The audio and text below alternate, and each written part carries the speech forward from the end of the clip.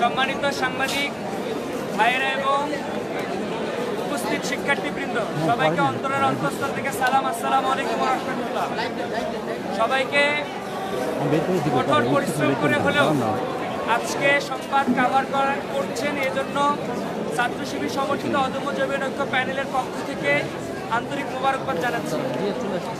আজকে জগন্নাথ বিশ্ববিদ্যালয়ের ইতিহাসে প্রথম বিশ্ববিদ্যালয় হওয়ার পরবর্তী সময়ে প্রথম সংবাদ সম্মেলন অনুষ্ঠিত হচ্ছে। এখানে প্রথম শিক্ষার্থী সংসদ নির্বাচন আয়োজিত হচ্ছে। আমরা শুরু থেকেই লক্ষ্য করেছিলাম এই শিক্ষার্থী সংসদ নির্বাচনকে বানচাল করার জন্য এবং একটা বিশেষ গোষ্ঠীকে সুবিধা দেওয়ার জন্য একই সঙ্গে একাধিকবার নির্বাচনকে পিছানো হয়েছে। তাদের ওয়েলফেয়ারমূলক কর্মকাণ্ডগুলোকে বাস্তবায়ন করে দিতে হবে। তারা ভিতরে বলে যে নির্বাচন পিছাতে হবে, বাইরে এসে বলে যে নির্বাচন জাস্ট টাইমে দিতে হবে। এই নির্বাচন কমিশনার এবং বিশ্ববিদ্যালয় প্রশাসন সহ বাংলাদেশের প্রশাসন তারা যথেষ্ট আন্তরিকতার পরিচয় দেখিয়েছে, কিন্তু এই আন্তরিকতার ভিতরে তাদের গাফিলতি এবং অবহেলাটা একেবারেই চক্ষুশূলে পরিণত হয়েছে। আমরা সেখানে দেখতে পাচ্ছি। শুরুতেই বলি, আজকে আমরা যেই জিনিসটা দেখলাম, জগন্নাথ বিশ্ববিদ্যালয়ের 14তম ব্যাচের আইন বিভাগের শিক্ষার্থী মহিমা, তিনি হচ্ছেন আমাদের ভিপি পদপ্রার্থী রিয়াজুল ইসলাম ভাইয়ের স্ত্রী। তাকে হেনস্থা করা হয়েছে।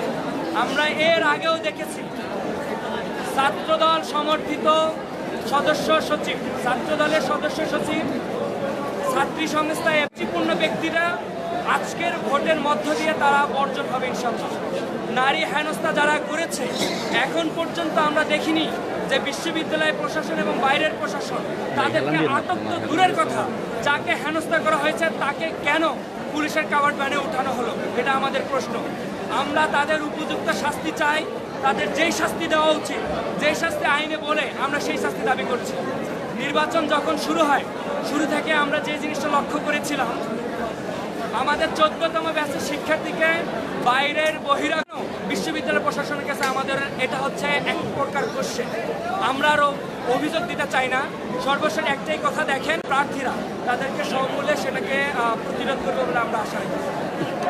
তো আবার আজকে কোনো এক কারণে নির্বাচনটা পিছিয়ে যাবে কিনা, কিন্তু দেখেছে যে নির্বাচন পিছাচ্ছে না। এখন শিক্ষার্থীরা আসছে, আপনারা প্রত্যেকটা বুথে যান, অসম্ভব লাইন দেখতে পাবেন যে অনেকগুলো শিক্ষার্থীরা তারা উৎসবমুখরভাবে তাদের প্রার্থীদের বাছাই করার চেষ্টা করছে। আমরা আশাবাদী শিক্ষার্থীরা তাদের যোগ্য প্রার্থীকে ম্যান্ডেট করবে। সবাইকে ধন্যবাদ। আপনাদের আপনারা এই যে আইন বিভাগের শিক্ষার্থী সংখ্যা প্রকাশ করবেন,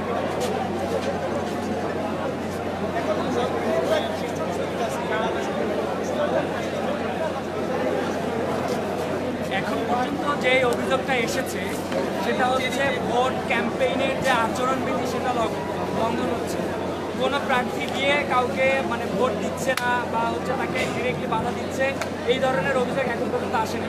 ভোট বর্জন করার মতো এটা হচ্ছে কোনো প্যানেল, কোনো ব্যক্তি যদি করে, এটা তার নিজস্ব একটি। তবে ছাত্র শিবিরের পক্ষ থেকে ভোট বর্জনের কোনো সুযোগ নেই। এখন পর্যন্ত আমরা জানি যে 30 মিনিট পর হয়তো বা মেইন গেট বন্ধ করে দিবে। যারা লাইনে দাঁড়িয়ে আছে তাদের ভোটটা নিশ্চিত করতে হবে, কারণ এখানে 21টা ভোট দিতে আমাদের বুথের পর্যাপ্ত সংখ্যা নাই, মোটামুটি ভালো সময় লাগতেছে। তো আমরা চাইব যে নির্বাচন কমিশনের কাছে যারা লাইনে বুথে দাঁড়িয়ে আছে, যতক্ষণ না তারা ভোট দিচ্ছে ততক্ষণ আপনারা ভোট ভোটদানটা বন্ধ রাখবেন।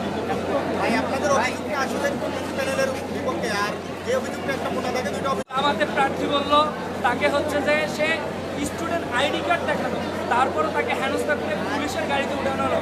এর থেকে নির্লজ্জতা আমার কাছে মনে হয় না। বিশ্ববিদ্যালয়ের শিক্ষার্থী হিসাবে তার শিক্ষার মান এবং তার আইডি কার্ডের সৌন্দর্যটা অবমাননা করা হয়েছে। তার যোগ্য প্রাপ্য মর্যাদাটা দেওয়া উচিত ছিল। যারা এই কাজ করছে দ্বিতীয়ত হলো ভাই, প্রার্থীর ব্যালট পেপারের নাম্বার বা প্রচারপত্রের একটা ছাপানো, ওই ছাপানো অংশ আমি জানতে পারলাম যে প্রক্টোরিয়াল বডি মৌখিকভাবে অনুমতি দিচ্ছে। প্রবলেমটা তো কোথায় দিয়েছে? অনুমতি দিয়েছে আপনি বাইরে থেকে দিবেন। একটা স্টুডেন্ট বাইরে থেকে চিট করছে, ভিতরে নিয়ে যেতে পারে, কিন্তু একেবারেই পোলিং এজেন্টে সে সেন্টারে বসে এটা ডিস্ট্রিবিউশন করতে পারেন। এটা আমরা দেখে এসেছি, আমরা এটা সরাসরি ধরিয়েছি। ইকোনমিক্স ডিপার্টমেন্টের সেন্টারে বসে পোলিং এজেন্ট একবার বাইরে আসে, একবার ভিতরে আসে, সেন্টারে বসে সে হচ্ছে যে এটা বিলি করতেছে। এটা তো সেন্টারে বসে করতে পারে, সে বাইরে করতে পারে। এবং হচ্ছে এটা পোলিং এজেন্ট করতেছে, তাদের প্রার্থী সমর্থকরা হচ্ছে যে এই ধরনের influence করতেছে। সবাইকে ধন্যবাদ। আমরা চাই নির্বাচনটা অবাধ, সুষ্ঠু, গ্রহণযোগ্য এবং অংশগ্রহণমূলক। ধন্যবাদ সবাইকে। আসসালামু আলাইকুম।